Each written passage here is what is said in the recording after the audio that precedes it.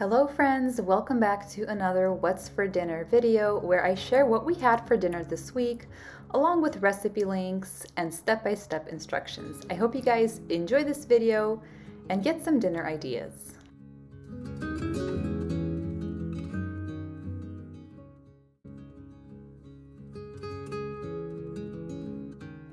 The first dinner we had was beef ragu.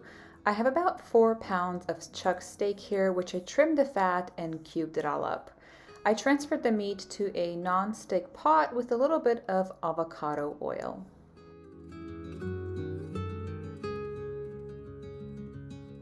I seasoned the meat with salt and pepper and gave everything a good stir. I'm going to brown the beef, stirring it often to prevent from burning. And while the meat is browning, I'm chopping up 1 onion and then preparing the rest of the ingredients I need. Once the beef has been browned, I'm adding in the onions. I'm going to caramelize these onions, stirring them often until they are golden.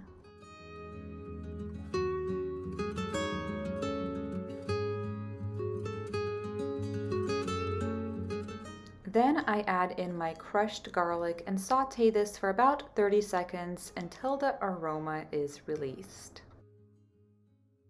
Then in go the 2 cans of crushed tomatoes. I also had half a can of tomato sauce in my fridge that I decided to add in as well. Then I'm just seasoning it with some thyme, bay leaves, salt, and pepper, and the red wine. I'm going to stir everything together, and I'm going to cook this on low heat for about 2 to 2.5 hours. You can transfer all of this into a slow cooker and leave it to cook for a few hours. I stirred the ragu about once every half an hour, and I knew it was done once the sauce turned a dark red, almost brown color, and the meat was tender. I decided to serve this over some shell noodles that I had, but you can serve this over rice or mashed potatoes as well. Then I just drained my noodles, and I really like to toss pasta or any noodles that I cook with some olive oil and garlic salt for another layer of flavor, and plus the oil prevents it from sticking. And for our vegetable side, I just made a salad with lots of veggies, and I dressed it with the Olive Garden dressing. So this was dinner. Even my pickiest kid ate every bite. And we had enough for dinner that night and ate the leftovers for lunch the next day.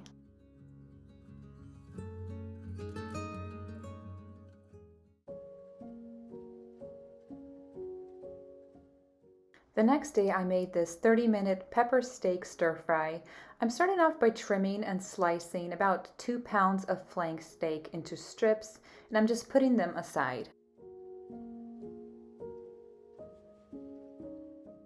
Then I sliced 2 bell peppers and 1 onion into thin strips.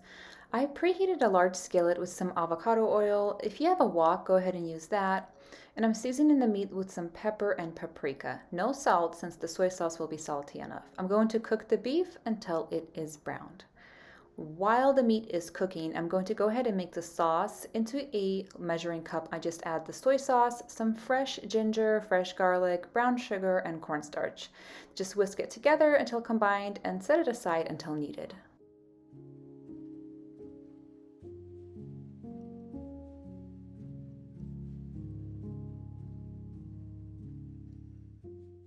Once my beef is brown, I went ahead and added in the peppers and onions and sauteed them until they're cooked through to our desired consistency.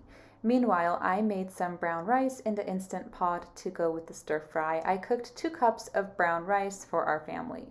Now, back to the stir fry. Once the veggies are softened, I went ahead and added in the sauce, and I cooked it for another 2 to 3 minutes until it was ready to serve.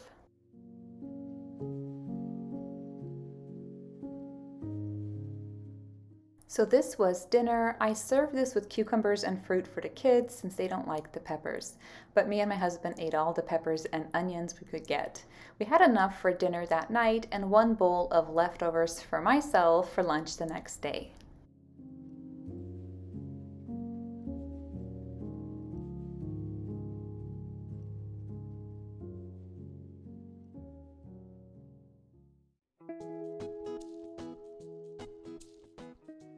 The next day we had teriyaki chicken kebabs. I had 4 chicken breasts here, which I just trimmed and cubed and placed into a bowl. I am using this Kinder's teriyaki sauce to marinate the chicken. I'm also going to add some salt and pepper to make sure it is seasoned through. Then just toss everything together until combined and cover and marinate for a few hours in the fridge. I also prepared some veggies for the skewers as well. I'm using 1 bell pepper, some mushrooms, and red onion. I will be serving these skewers with some roasted potatoes. I have some golden potatoes here which I peeled and cubed, and I'm just going to toss them with some avocado oil, salt, pepper, and some paprika for color. It's simple yet so delicious. Honestly, this is one of our favorite side dishes. And I'm going to spread this on a single layer on a parchment lined sheet and roast these at 425 for 1 hour.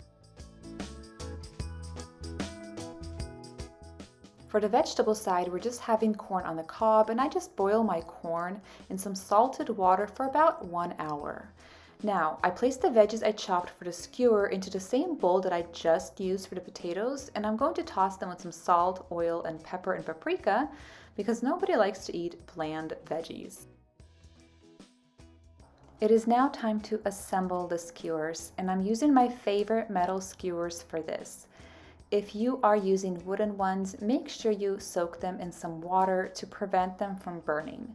And I just alternate the chicken and veggies and some pineapple slices and leave them on the counter while I preheat the grill. I preheat the grill to 350 to 400 degrees, and then I grill the skewers on medium heat for about 15 minutes, turning them about every 3 to 4 minutes, or until the chicken is no longer pink inside. And I brush the skewers with more of the teriyaki sauce during the last few minutes of cooking. As you can see, it was one of those dark and rainy days here in the Pacific Northwest again.